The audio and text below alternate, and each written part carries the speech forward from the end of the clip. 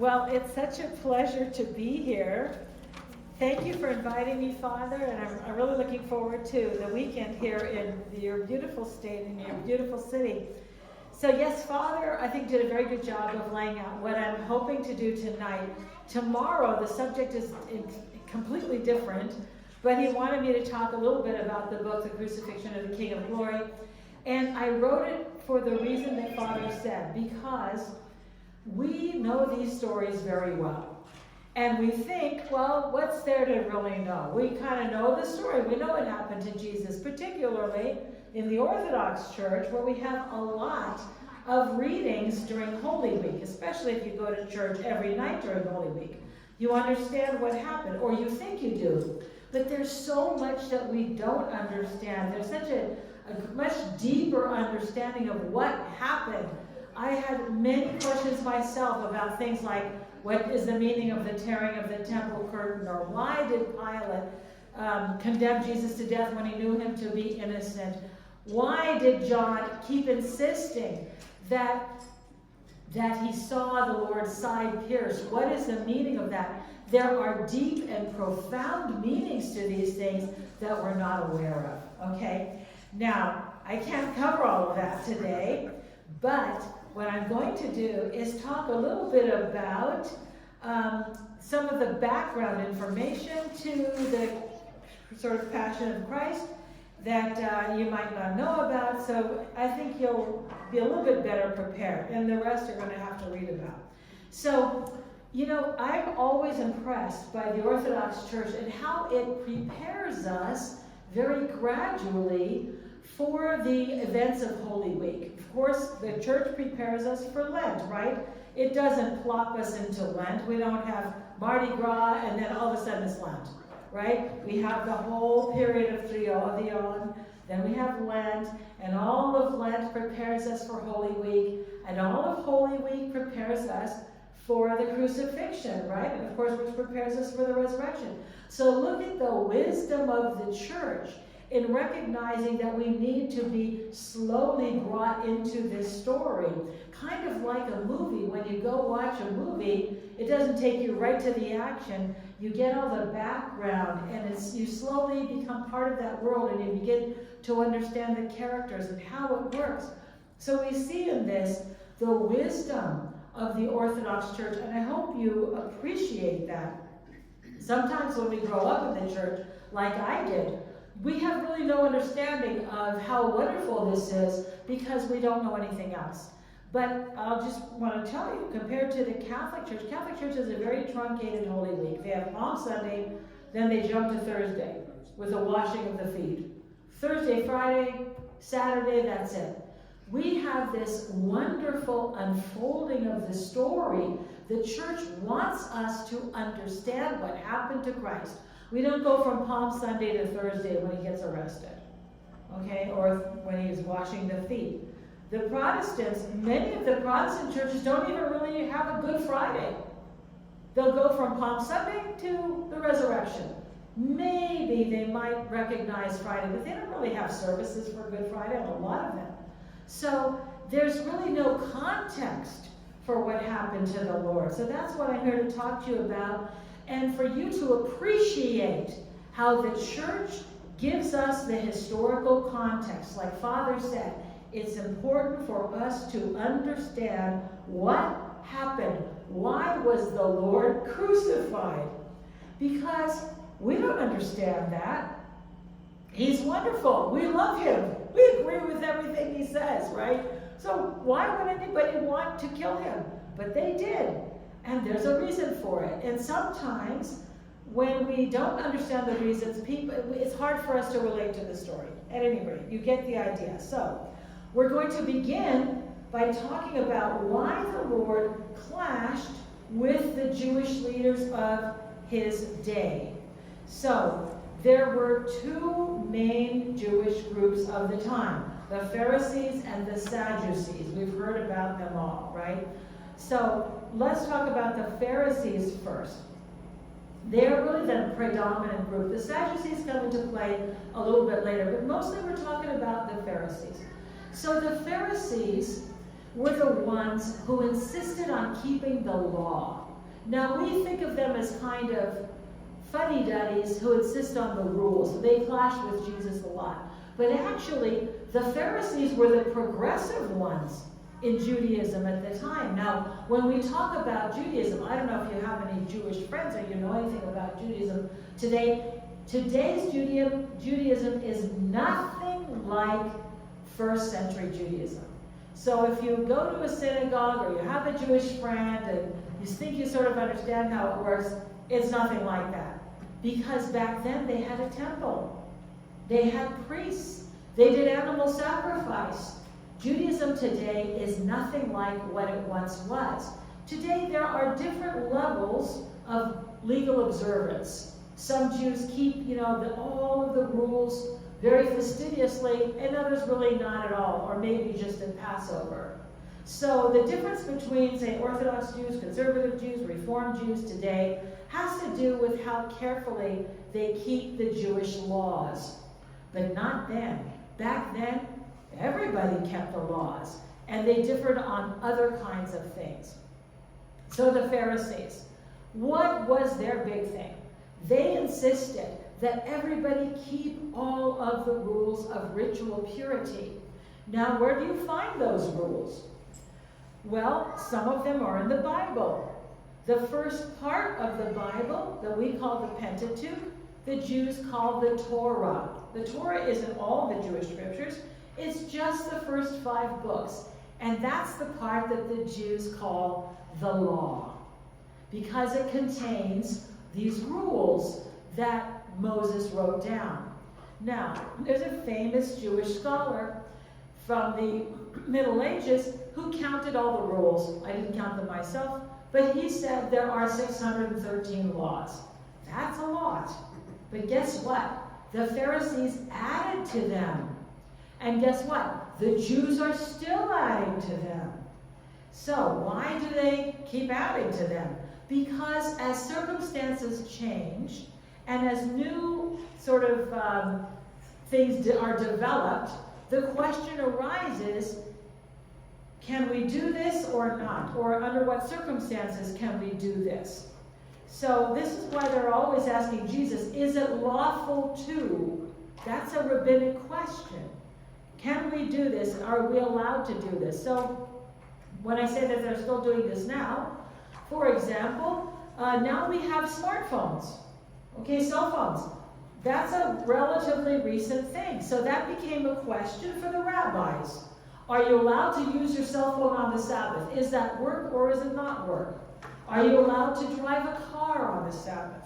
So for many of the most observant Jews, you cannot turn on your cell phone or drive a car because they have decided that that's work. So in the time of Christ, they had expanded these laws from 613 that are actually written in the Bible to thousands of rules.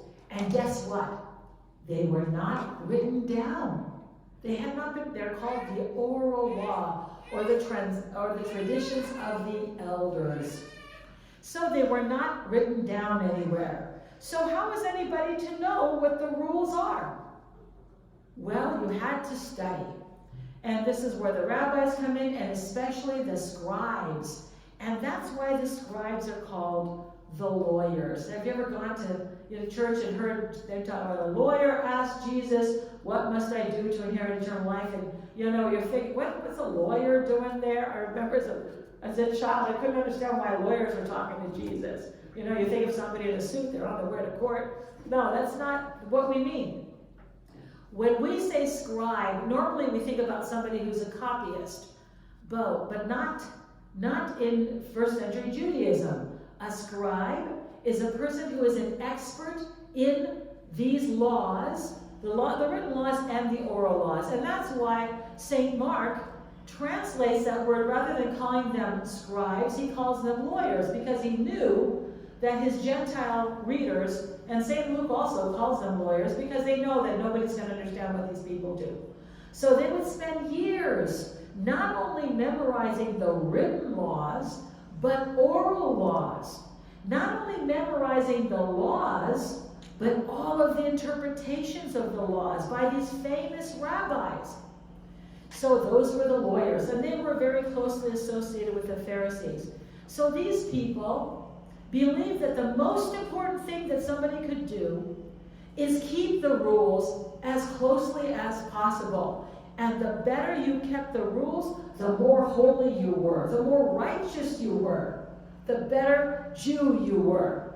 And guess what? How many people do you think could really keep those thousands of rules? Very few. Partly because people didn't even know what the rules were since they weren't written down. You had to be kind of an expert. And guess what that meant? They looked down on the average person.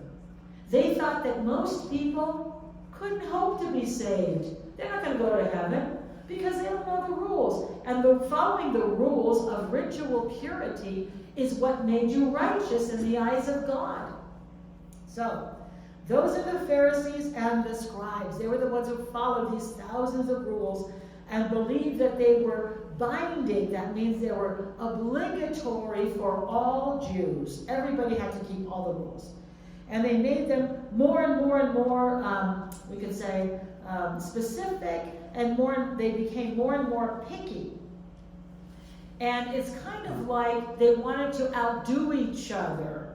And Jesus talks about this sometimes. He says, you tithe the mint and the cumin. In other words, if they had to give 10%, a tithe, they would literally go to their kitchen cabinet, take 10% of every single spice in the cabinet, and give that.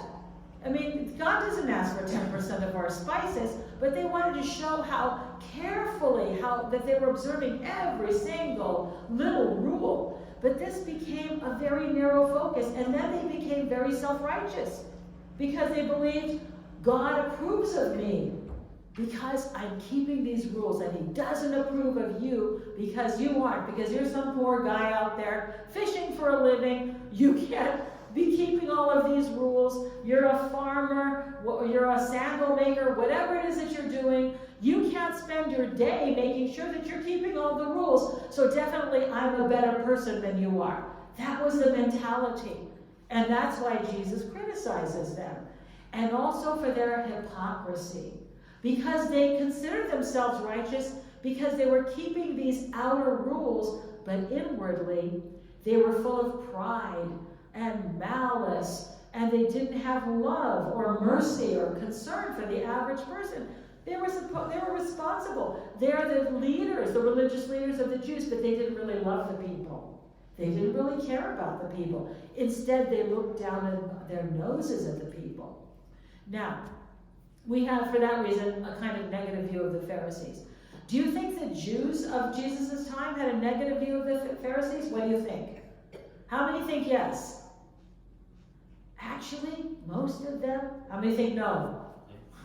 Okay, yeah. How many don't want to raise your hand? Okay. Most of the people admire the Pharisees because most of the people have that same mentality that God wants us to keep the rules. These are the rules that developed over the hundreds of years, and these people are righteous and holy. So most people admire the Pharisees, but when Jesus came along and started preaching, he began to clash with the Pharisees and the scribes. So what kinds of things, remember, what's their main thing? The rabbis, the Pharisees, the scribes, their main thing is keeping the laws of ritual purity. What do we mean by that? Ritual purity means it's not like physical cleanliness. When the Bible talks about clean and unclean, they don't mean things that are physically clean or people who are physically clean, but things that are allowed by the law of Moses. Now, I should mention one other thing. When we say law of Moses, we don't mean the Ten Commandments. We mean those thousands of rules, the hundreds of rules that are written down, and thousands of oral rules. Now today, by the way, they have the oral rules, they've been written down. Okay? Today, the Jews have the oral rules that they were once oral, now they're written down, and that they're called the Mishnah. So if you've ever heard that, this is the Mishnah, and then the interpretation of those rules with the rules is called the Talmud, and it takes up a couple of shelves, 24, 25, 30 volumes. That's what they studied, by the way. So a very devout Jew studies the Talmud, the rules. They don't study the Bible. They don't have Bible studies where they study the prophets. They really don't. They study the rules. So it's still very, very important in Judaism. But at this time, the oral laws had not been written down. So Jesus, what kinds of things is Jesus doing that causes him to clash with the people who think that laws of ritual purity are important? What kinds of things was he doing that made the Pharisees upset? You've all heard the gospel readings. What was he doing? One thing. He was healing on the Sabbath. Priests can't answer. I'll let you have this one, Father. Come on. We know you know this. I want to hear from these folks. Healing on the Sabbath. He was eating with tax collectors and sinners. Right? Well, this was defiling. First of all, he's healing on the Sabbath. We wouldn't think of that as work, but the Pharisees had decided that that was work. That's not in the Bible, that healing somebody is work. But they decided, when they were sort of examining all these rules, well, what about, it says you can't work on the Sabbath. Remember the Sabbath and keep it holy. Okay, that's one of the 10 Commandments. But then there were other rules in the Torah, like you can't gather wood for a fire on the Sabbath. Okay? But it doesn't say anything about healing. So the question came up, can we heal somebody? Well, actually, only if they're in danger of dying. That was their rule. The Pharisees had invented that. So Jesus was doing that. So he was breaking really their rules, all right? So that makes Jesus a bad rabbi. He's a bad example. Rather than encouraging people to keep the laws of ritual purity, he's violating them. Okay, so he heals on the Sabbath. He's eating with tax collectors and sinners. That means he's becoming contaminated, ritually defiled by association with them. So how did people eat in those days? Did they have knives and forks and white linen tablecloths? No, they would actually, especially if he was invited, let's say to the home of a wealthy person, like a tax collector, they would sit and they would recline on these couches. They would rest their hand on one, their head on, one, their left arm, and then they had a table in the middle, and they ate out of a common plate. They ate with their hands, and they ate out of dishes. And we call that family style today. So you're literally sharing the same food, the same dish. So of course, this is repulsive to the Pharisees.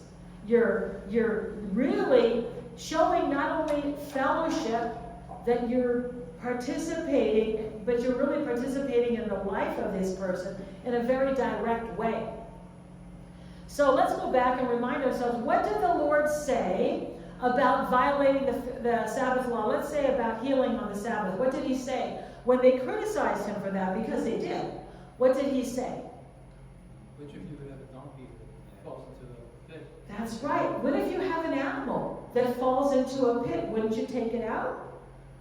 And they would, because that's an exception under the law for the health and safety and the care of the animal. And Jesus says a person is much more important than an animal. But it didn't matter, even though he gave a very good rabbinic answer that was logical based on the law.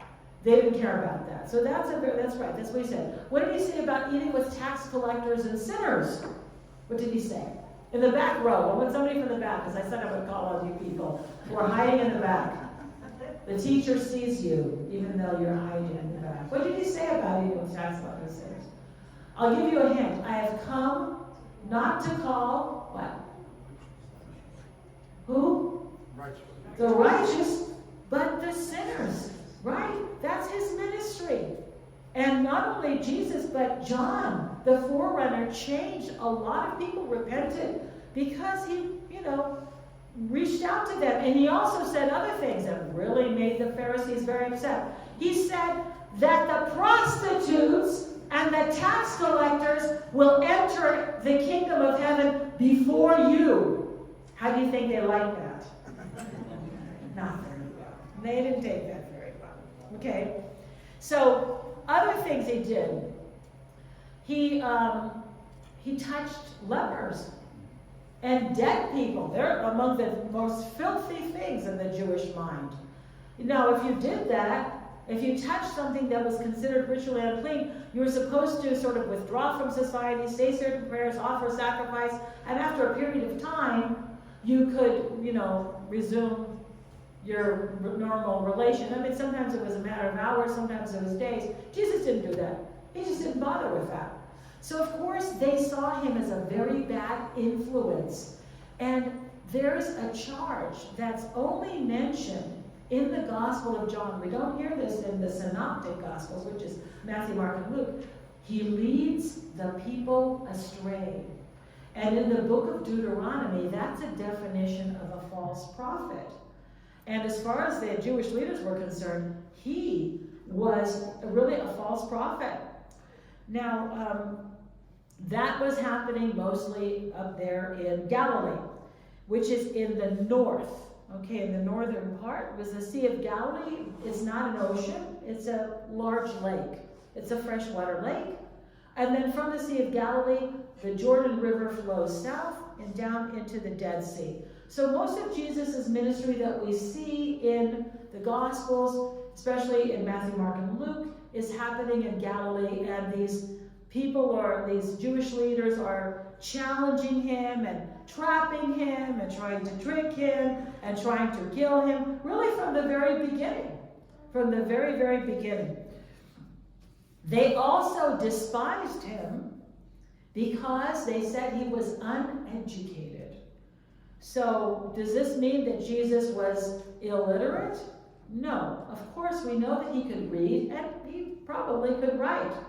So it is mentioned that he could read and write. So when they say uneducated, this means that he did not have a rabbinic education. So very often in the Gospels, it mentions how the crowd was astonished by his teaching. And sometimes it says he taught them as one with authority, not like the scribes. Now, what do they mean by that? That Jesus did not apprentice himself under a recognized rabbi. Back then, they didn't have a rabbinic ordination. Today, the Jews have ordinations and things like this. But what somebody would do if you wanted to be a rabbi, and rabbi, by the way, is just a teacher.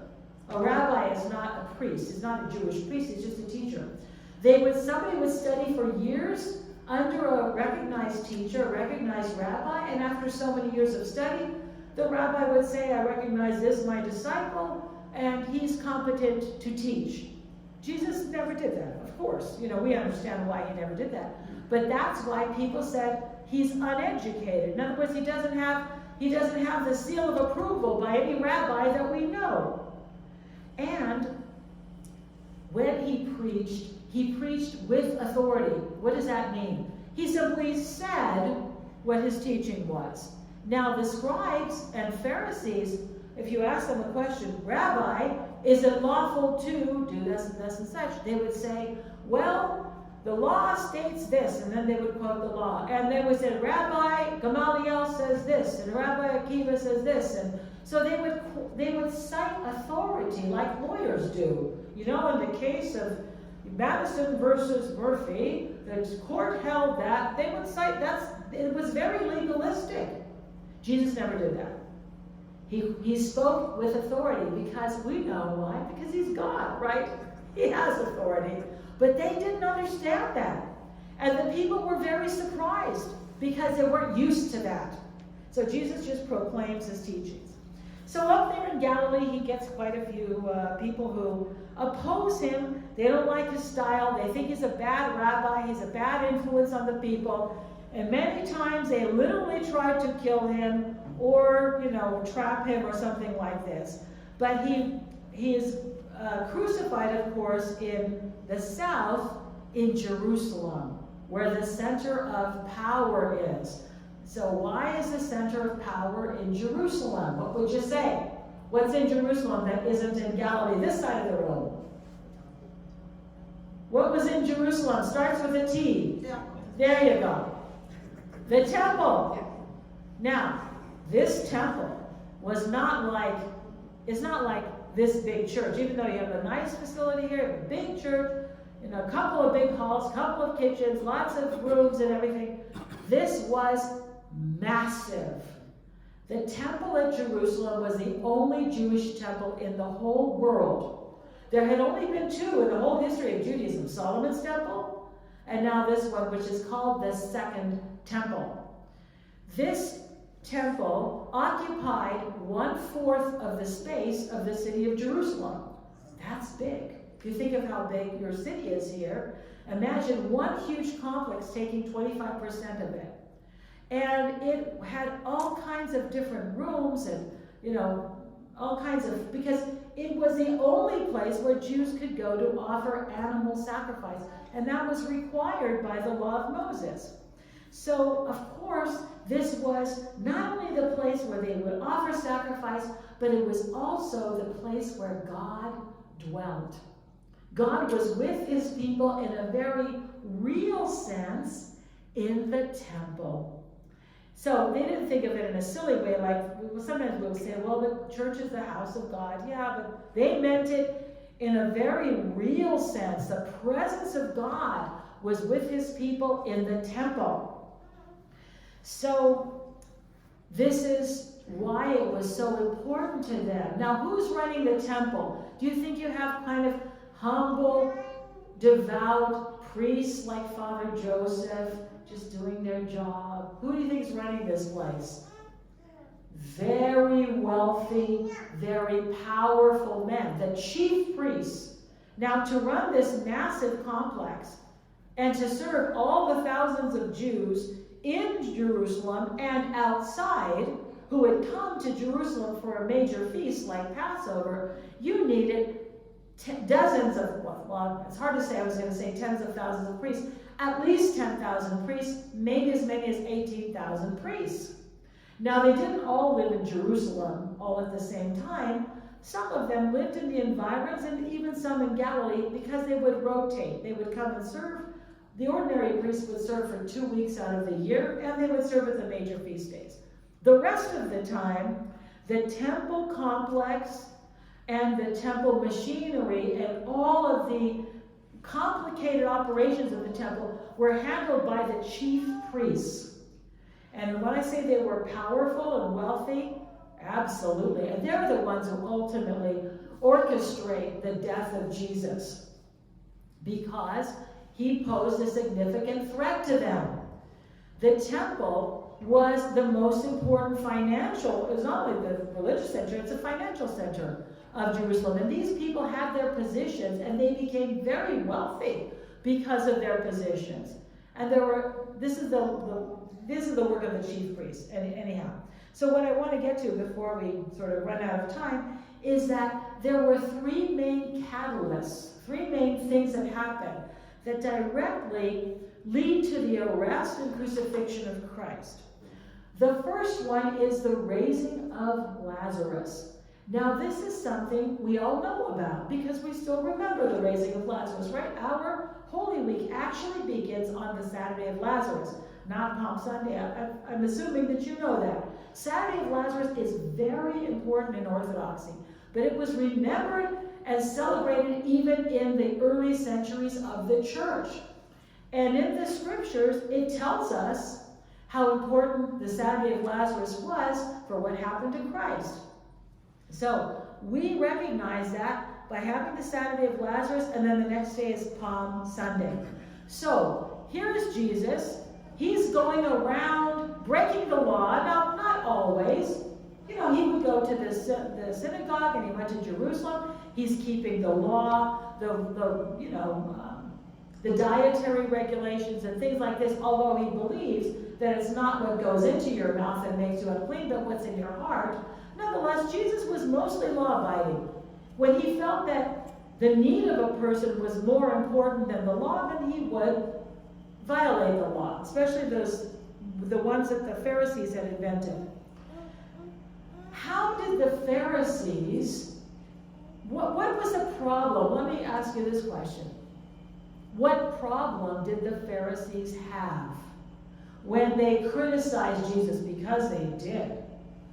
there was a big, big problem that they had. They said he's uneducated, he's not, he violates the Sabbath laws, he's a bad example as a rabbi, etc., etc. What was the big problem they had? What do you think? I think it could be the fact that Jesus did have a large following. Yes, he says he had a large following. That's correct. Why did Jesus have a large following? Because I think not only his miracles, but his teachings. Yes, his teachings and his miracles. But his teachings resonated with people. And by the way, the teachings of Christ are not a huge departure from Judaism. What he says is actually the foundation of the law. Okay, what had happened is over the centuries, the people were so focused on keeping the rules that they forgot the purpose of the law, which was love of neighbor.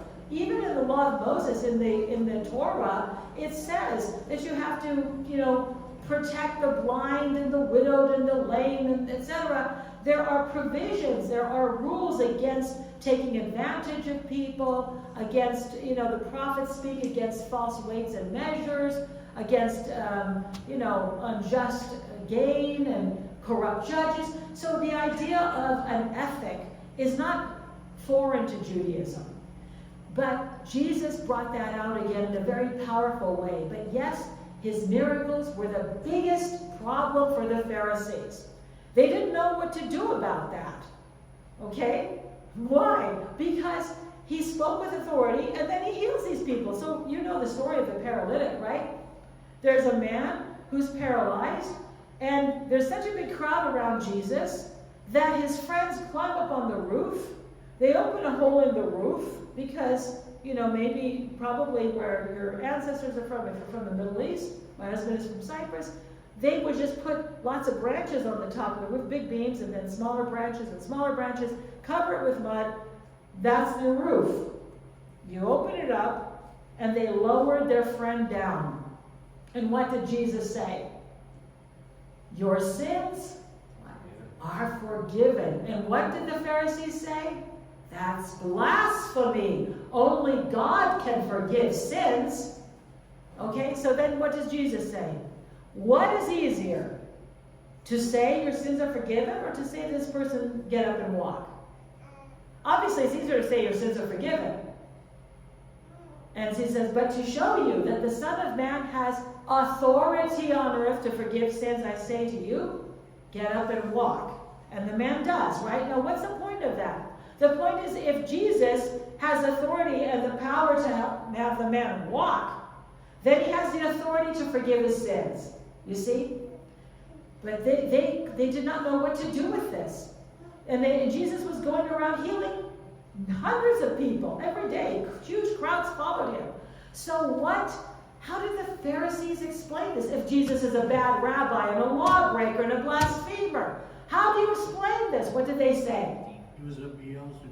Yes, he heals people. He does these things. He casts out demons by the power of Satan. Because you can only get to power from two places, either God or Satan. And it can't be God, because Jesus is breaking the law. Okay? So he's demon-possessed, and he's doing these things with the power of Satan. Most of the people, of course, did not believe that. There were some times when the Lord literally raised people from the dead, before Lazarus, right? But they had not been dead for very long, because when people died, they would bury them the same day, or maybe the next day, but within a few hours the person was buried. So people could say, well, the other thing that they said about him is that he did these things with tricks. It wasn't real, okay? Now, in the case of Lazarus, as you know, by the time the Lord arrived, he had been dead for 4 days. When he hears that Lazarus is sick, did he wait for Lazarus to die? Be careful. Did he wait for Lazarus to die? You're afraid to answer now. You're afraid to answer. No, it tells us, so when you go to church on Saturday of Lazarus, listen carefully to the gospel. It tells us that he got this message from Mary and Martha that Lazarus was sick. Please come right away. But he knew that Lazarus had already died because he's God. Okay? So he says to the disciples, we're going to go to, we're going to go to Bethany. Lazarus is sleeping and I have to wake him. And he says, well, if he's sleeping, he's going to get better. Then he says, look, Lazarus is dead. Okay, so we know that he knew that Lazarus was dead. So he waits 2 days and then travels for 2 days, ends up in Bethany. Lazarus died and was buried. And there was a heavy week, a whole full week of serious mourning. And friends and family were there from Jerusalem because Bethany was very close by. And they were with the sisters. So this miracle was witnessed by a lot of people. And there was no doubt that Lazarus was dead. Because the people who were with the sisters, they had prepared the body. They didn't send it off to the mortuary and have them dress up the body. The guy was dead and everybody knew it. The day he died, they took a procession. They went to the tomb. They opened the tomb. They put him in and they closed it up. And they stayed with the sisters for the week.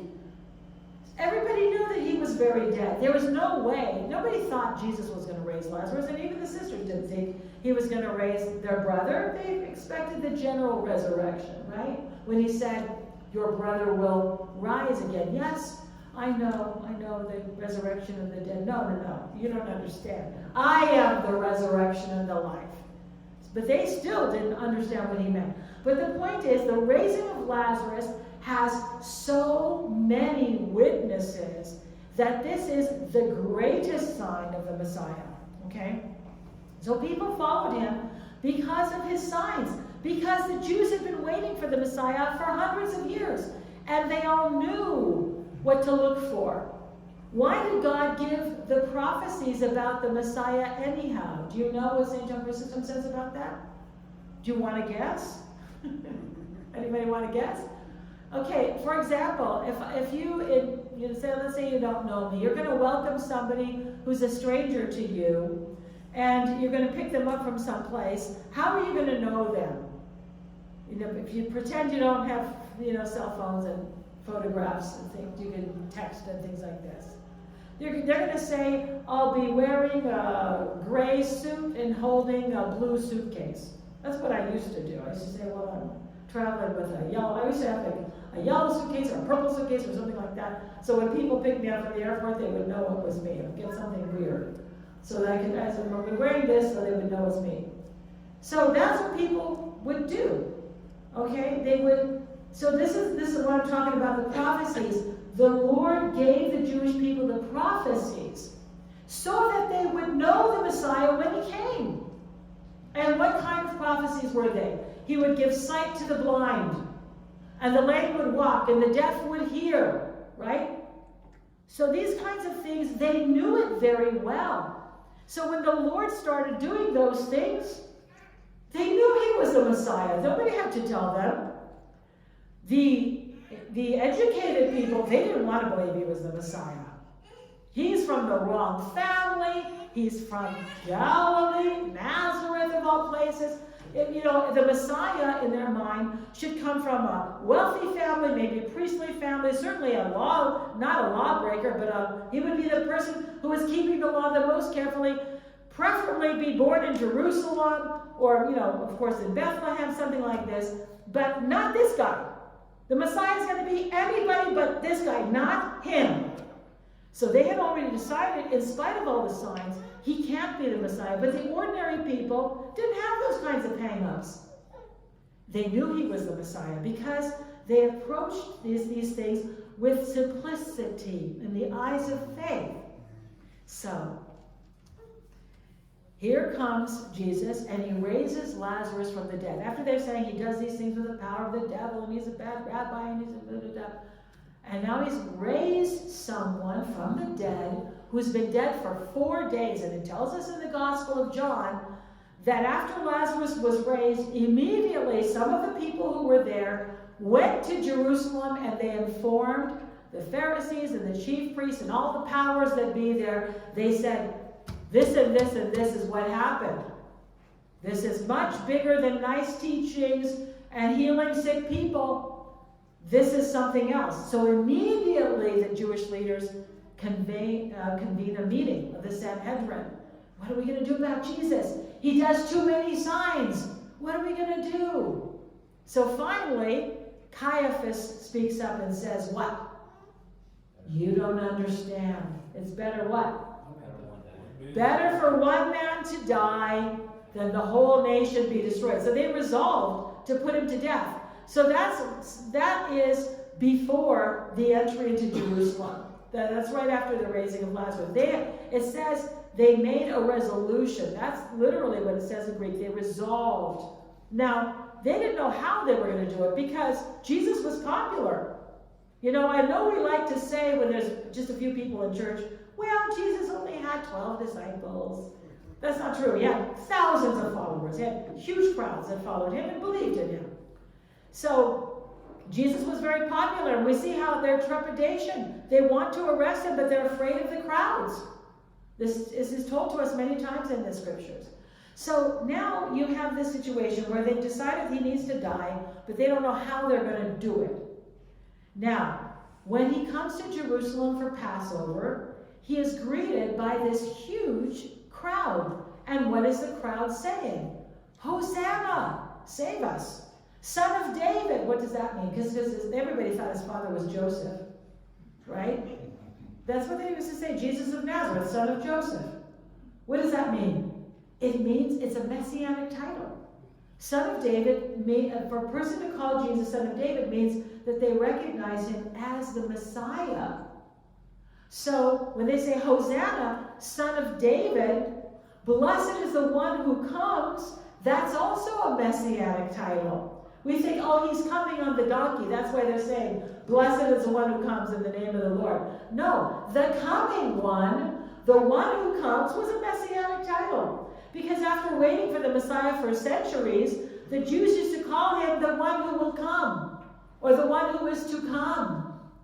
And that's why when Jesus has that little conversation with Martha, when she meets him outside, Martha and Mary, the sisters, about her brother, he says, your brother will rise again. Do you believe this? And he says, I'm the resurrection and the life. Your brother's going to rise again. I'm the resurrection and life. Do you believe this? She says, yes, Lord, I believe you are the one to come. Well, he's standing right in front of her. What does that mean, the one to come? It means, I believe you're the Messiah. In spite of everything, I still believe in you. I believe you are the Messiah. So the coming one, so everybody, Jesus comes into Jerusalem, he's riding the donkey, everybody's shouting and acclaiming him. Why? Because of the raising of Lazarus. And St. John tells us that. It's because of the raising of Lazarus that Jesus gets this acclamation. And then it tells us also in the Gospel of John, the frustration of the Jewish leaders. You see, the whole world is going after him. That only cements in their mind the need to put him to death no matter what. But they want him dead before Passover. Why? What does Passover celebrate? In the back on this side of the room now. What's Passover all about? Do you remember? I'll give you a hint. Did you see that movie? Did you ever see that movie as a kid? The Ten Commandments? Right? Remember that? With Charlton Heston and that. Remember that? What was that all about? The angel of death. The angel of death. So Passover commemorates the Jews departing from Egypt, being liberated from their slavery in Egypt, that the angel of death passed over them. And so Passover is not only a religious festival, but it became kind of political because they remembered their liberation from slavery. And now they're under the Romans. So if ever there was going to be a revolt against the Romans, it would happen at Passover, not only because they're full of this kind of nationalistic and religious enthusiasm, but also because the population of Jerusalem would swell from about 50,000 people to about 200,000 people for Passover. And whenever you have a lot of people in a very small space, there's an opportunity for riot. It doesn't take too much to start a riot. And the Jewish leaders knew this, and the Romans knew this. Now, why did the Jewish leaders say, yes, let's riot against the Romans. Let's just liberate our country. Why didn't they say this? What do you think? Right here in the front. Okay, well, this is what Caiaphas says. Yes, what about the money? They were making money. They're making money. They have a very nice life. The chief priests and the high priest are cooperating with the Romans. This is how, not only in Judea, by the way, but everywhere in the Roman world, the way the Romans were able to have this vast empire is because they cooperated with the aristocracy in every region, in every country that they conquered. They made sure that the aristocracy kept their position and their all of their privileges and their money, as long as they made sure that the little people paid all the taxes. So they didn't really have to micromanage. They didn't micromanage the empire. How could they? So the chief priests and the high priests are in charge of everything of the nation, and they have their power, their prestige, their wealth, their influence because they cooperate with the Romans. They don't want Jesus to upset the apple cart because that's the end of them. Okay, and their nice life. And there was tremendous wealth in the temple, tremendous opulence. In the book, I describe it very carefully, so you have some sense of the incredible wealth and also the incredible corruption among the chief priests and the high priests. Okay, so you'll have to read that for yourself. So we have the raising of Lazarus. Jesus comes into Jerusalem. They've already decided after the raising of Lazarus that he deserves to die, has to die, so that they can preserve their own power. They say the nation, but they also mean the temple. They know that if they don't keep order, the Romans will just get rid of them. Okay? So their own livelihood and their own power is at stake. And then we have the entry to Jerusalem, so they've decided this is even worse than we thought. We have to get rid of Jesus. Then he comes to Jerusalem, and what does he do? He goes to the Temple Mount, and he cleanses the temple. Okay, so, what does that mean, he cleansed the temple? He got a bucket and a mop, and he washed it. You know what happened. He overturned the tables of the money changers and the sellers of animals and made a whip, John says, drove them out. And so most people think what? Jesus lost his temper. Right? That's what people say. Well, even Jesus got mad. No. Didn't lose his temper. That was an act it was a statement that that he disapproved of what was going on in the temple. And believe me, the people agreed with him, and so did most of the ordinary priests, because the chief priests and the high priests were profiting by the commerce that was going on. So he says, you have made my father's house a den of robbers. That all you care about is making money. And of course he was right, and everybody knew it. But they took this as a real provocation. This guy is going to upset our situation. We will no longer have our position. We won't have our wealth. So that only cemented in their minds the need to get rid of him. So they confront him. And they ask him, by what authority do you do these things? So we hear in the early part of Holy Week all of these stories. We hear about how they try to trap him with a coin to Caesar. They ask him about his authority. They ask him, the Sadducees have their own little story that they want to use to make him look foolish and other things. But when they confront him, he says what? Destroy this temple, and in 3 days I will raise it up. So that we just have to remember that this is what he said. Now, how is it that they are able to arrest Jesus? You know this. They were afraid of the people. They wanted to challenge him, but they didn't dare because he was always surrounded by big crowds. And those at least 12 very strong young men who would have protected him with their lives, what happened? How are they able to arrest him? Because of Judas. Now, was Judas necessary for the crucifixion? Be careful. Was Judas necessary? So now you're all afraid to answer. Was Judas necessary? Yes. Yes? No? Yes. Okay, was Judas necessary? Okay, then Judas is responsible partly for our salvation, if we say he was necessary. So that's why I said, be careful. We have to think, what does this mean? So, Judas, we're used to the story. Here's where that comes in. We're used to the stories, we think, well, it had to happen this way. Maybe you're thinking of the prophecy, right? Is that why you're thinking it was necessary? Because of the prophecy? That somebody would betray? Yeah, okay, so let's talk about that, because I think that's really important. So, Judas was not necessary. Remember that the Jewish leaders had decided to arrest Jesus, actually, and put him to death long before he came to Jerusalem that final time. He wasn't necessary, he just made it easier. Because he knew where they were spending their nights. So he was able to lead the temple guard to Jesus to arrest him in the middle of the night when there were no crowds around. And then Jesus was put on trial in the middle of the night, condemned to death before anybody woke up Friday morning, before anybody knew what happened. So Judas just made it easier. He didn't make it possible. Now let's talk about the prophecy. So because of the prophecy that somebody would betray him, we think, well, Judas didn't really have a choice. That's not right either. We have to be very careful. So this is how St. John Chrysostom, I hope you will remember this. I think it's important when we think about prophecy. This is how Chrysostom explained it. And you can understand this when I explain it. When we look forward and we predict something, like let's say that we predict the weather. Okay, so they say, well, there's going to be a storm here, a bad storm in 3 days. Okay, does the storm happen because we predicted it? No.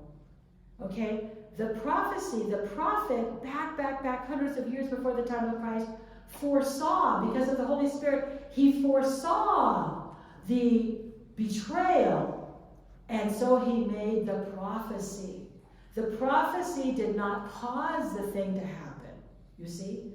And so that's, if you think about it in terms of the weather, it's very similar. It's not because the storm doesn't come because he said there's going to be a storm.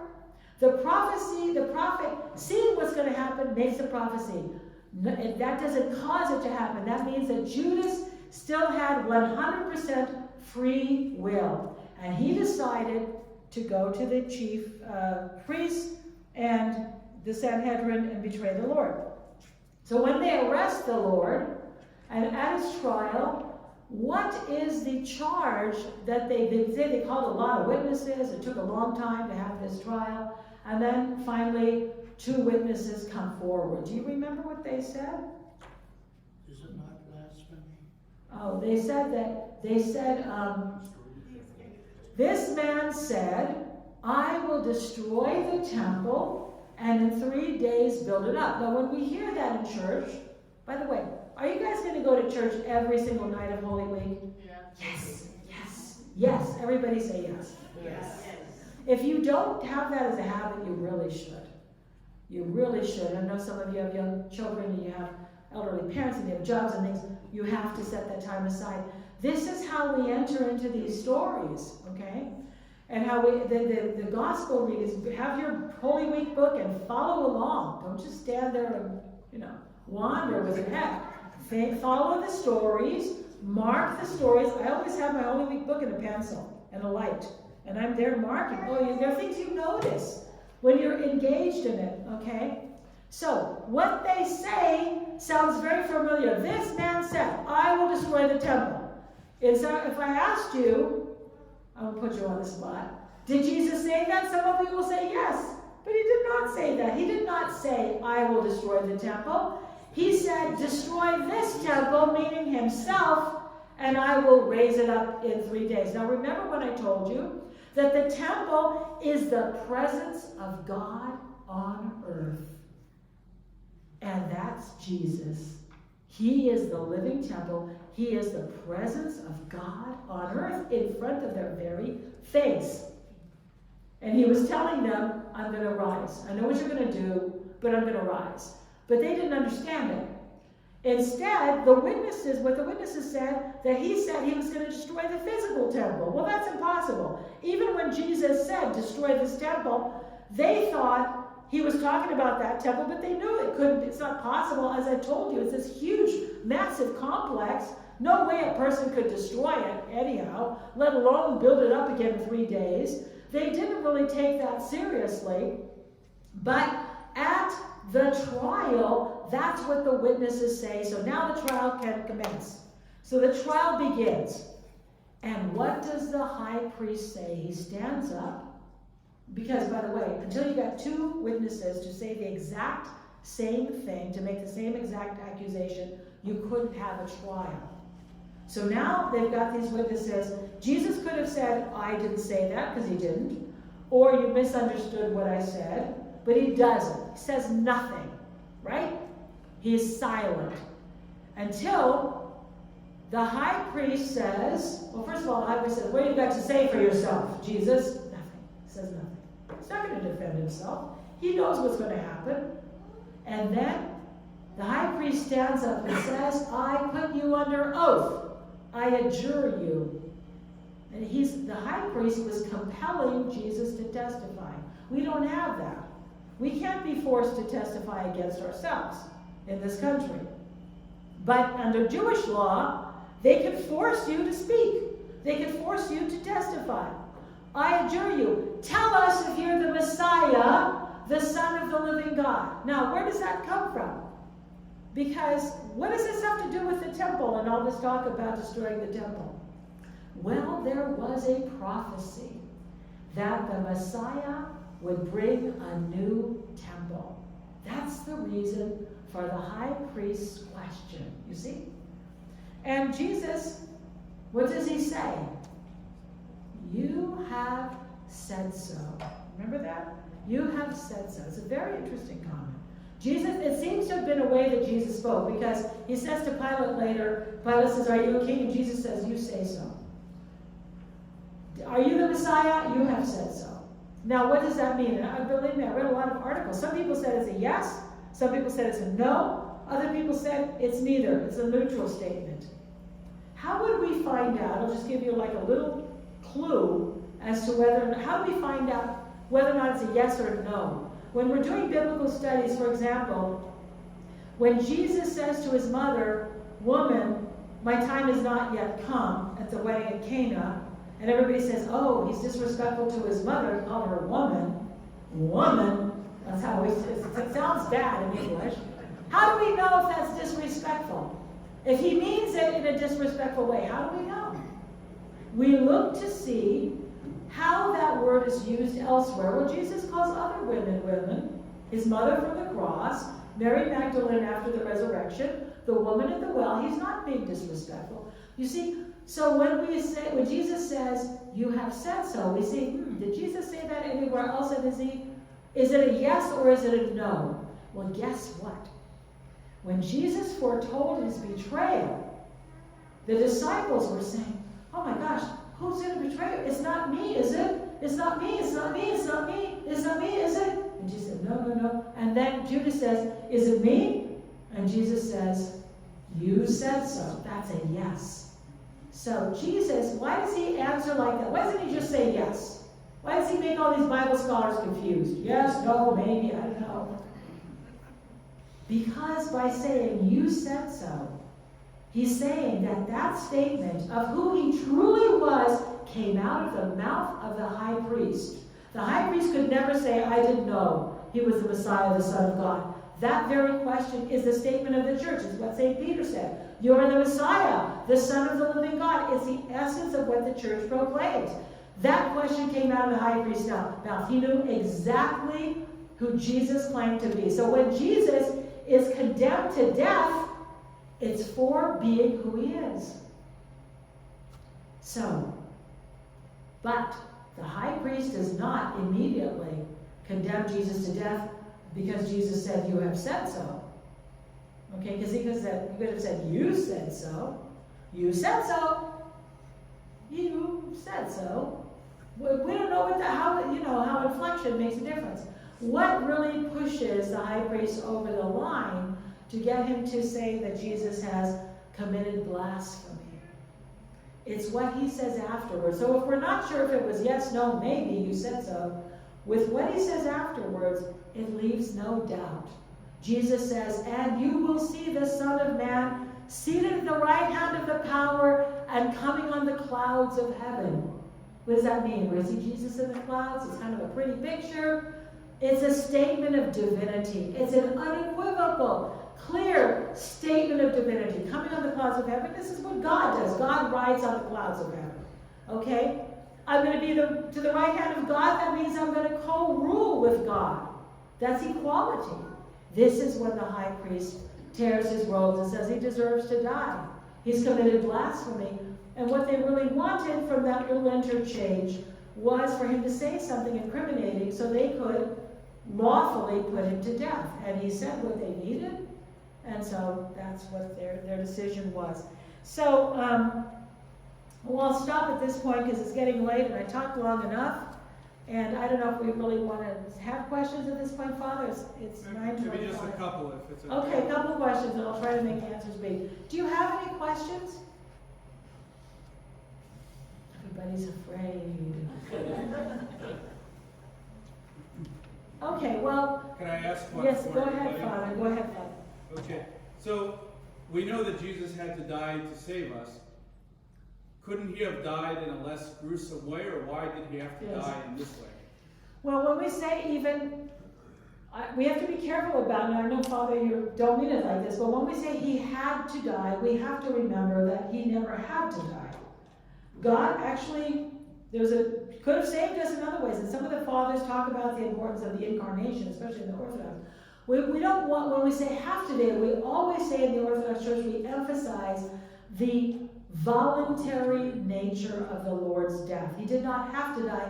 He chose to die. As a matter of fact, even though he was crucified, he had to decide to die. Because death comes to us because of our sin. He would, with everything that they did to his body, they could not have killed him. He dies because he decides to die. He submits to death. He accepts death. He didn't have to die, and he certainly didn't have to die to save us, but he chose to die, and he chose a death by crucifixion. He chose the worst form of death, the most painful form of death, the most humiliating form of death, in order to show his humility and his love for us. So yes, he could have saved us in any other way, but nothing would have been quite the same. And I think he chose this to give us an example of humility and love. There's no other reason to choose that manner of death. Anyhow, that's what I would say. Of course, Father knows the answer. Any other questions? Yes, go ahead. Yes, ma'am. Why did he say, my God, my God? Why? My God, that's a very good question. Why did he say, my God, why have you forsaken me? That's a very good question, because many people think that at that moment, Jesus despaired on the cross, and he had doubted. Or I've heard some Protestants say, at this moment, all the sins of the world were heaped upon Jesus. He was alienated from God, and he felt all the sins of the world. No. Okay, that is from Psalm 22, or 21 in the Orthodox numbering. And the psalm begins this way: my God, why have you forsaken me? That is a prophetic psalm. So why would Jesus say this? Well, because in those days, they did not have, the psalms were not numbered. All of these numbers, chapter numbers and things, these things came about in the Middle Ages. Just like in church, we don't have a hymnal with numbered hymns. So Father wants to say, let's all sing a hymn. He doesn't say, let's all sing hymn number 56. He'll say, let's all sing Champion Leader. Champion Leader. You know, the first line of the hymn is the title of the hymn. The first line of the psalm is the title of this song. So he's calling it to everybody's mind, or he may have been praying it himself. Now, as if you read that song, it describes the scene at the cross. He's saying that this prophecy is coming true. And it says, they've pierced my hands and my feet. My enemies surround me like dogs. They gloat over me. They say, let God, rescue him if he delivered him, let God deliver him if he delights in him. They cast lots for my clothing. So it's a man who's in distress, but if you keep reading all the way through, that's the first 2/3. The last third of the psalm the rest of the psalm is a statement of victory. I will stand in the midst of the congregation, and the word there is ecclesia. It talks about how he will stand in the congregation with his brethren. And the rest of the word, I don't remember all the verses, but I discuss it in the book, how these verses talk about how he will be victorious. And it even says that all the nations will come to faith in the Lord because of this, because the Lord has brought salvation through this.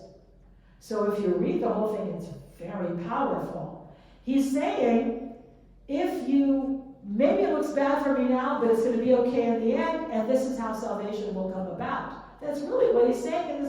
He's not expressing distress at all. Now, remember that these Psalms were memorized. These were the hymns of the Jewish people. So if he said that and people began to pray the Psalm, they would come to the end and maybe understand it, but certainly we understand it today. But thanks for asking the question. It's one of the most misunderstood aspects of the crucifixion of Christ. Any last questions? We'll have one more if anyone has one. How did Pontius Pilate get involved in it? How did Pontius Pilate get involved in this? The high priest getting involved. Very good question. Because the high priest decides he deserves to die, and according to Jewish law, Jesus is a blasphemer, he deserves to die. They had him in their custody. Nobody knew that they had him. And if they really just wanted him dead, they could have taken him someplace and, thrown him off a cliff, stoned him, drowned him. They could have done anything to him. But they want him to die by crucifixion.